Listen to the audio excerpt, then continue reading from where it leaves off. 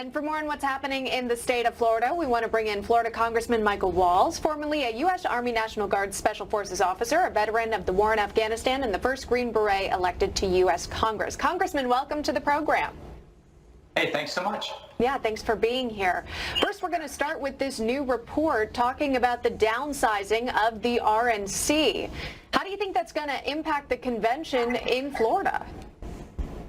Well, Jacksonville is my hometown. The Jacksonville business community is thrilled to have the convention coming. And I think the president has said, Ronna McDaniel has said, I had the opportunity to speak with her last night, that they're going to be flexible here. And I think this is prudent. It's common sense.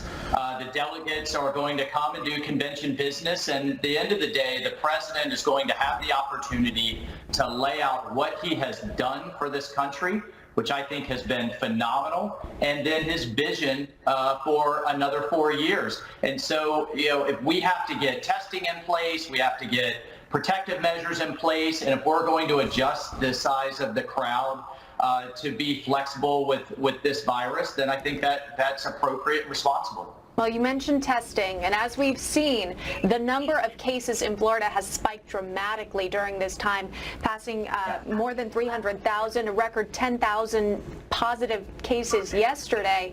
Is that concerning to you? Are the hospitals ready to deal with those positive cases that might need to be hospitalized? Well, of course it's concerning. We're taking it very seriously, but we have to break that data down a little bit further to really understand what's going on. The vast majority of those cases are concentrated in South Florida. Up in North Florida, where we are going to have the convention, out in the Panhandle, very different experience.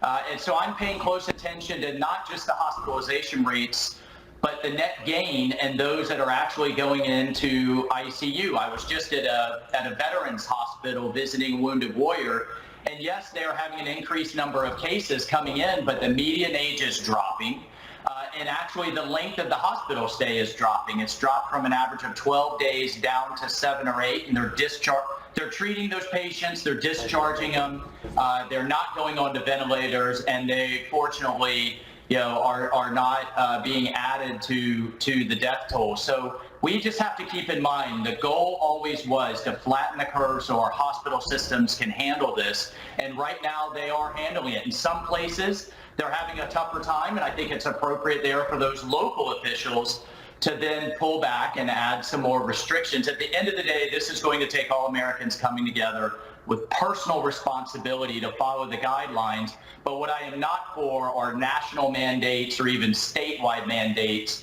because different places are having a very different experience with this virus. And you answered my question there. Governor of Florida deciding not to instill a statewide mask mandate. Of course, different cities across the state have decided to take that decision upon themselves. I'm wondering if you've seen this report coming out of Fox 35 in Orlando. It's been reported that several labs in Florida have actually overstated positive coronavirus tests and virtually ignored the negative results. What's really going on here?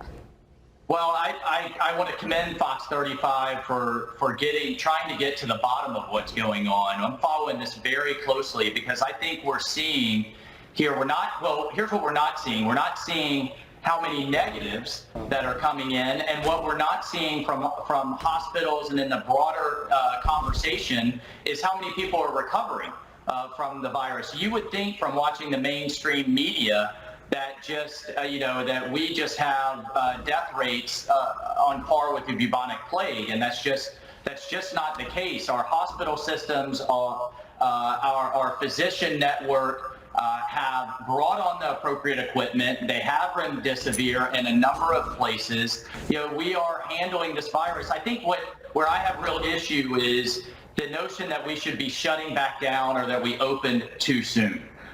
Those hotel workers, hospitality industry workers, transportation, and others desperately need to get back to work. And many of them desperately need to send their kids to school so that they can get back to work. So this notion of going back to nationwide or even statewide shutdowns, I just think is not a responsible conversation. People really are suffering, and what we're not counting is addiction, suicide, and all of the other health effects that come from the shutdowns when we don't react responsibly for this virus. We have to be able to do both.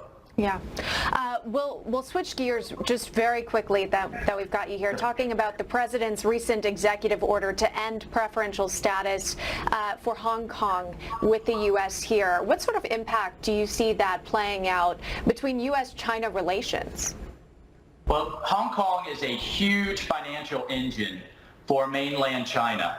And we are now backing away from our preferential treatment because mainland China has basically walked away from its treaty obligations and taken over Hong Kong. It's truly a shame. It's a tragedy, but I commend the administration for taking a tough stand. Look, China is absolutely, the Chinese Communist Party is woefully taking advantage of this virus. They have killed Indian Army soldiers. They're on the march in the South China Sea. They've taken over Hong Kong. They're putting Uyghurs in concentration camps, and they are on the diplomatic offensive around the world to blame this virus on the United States. The Trump administration isn't standing for it.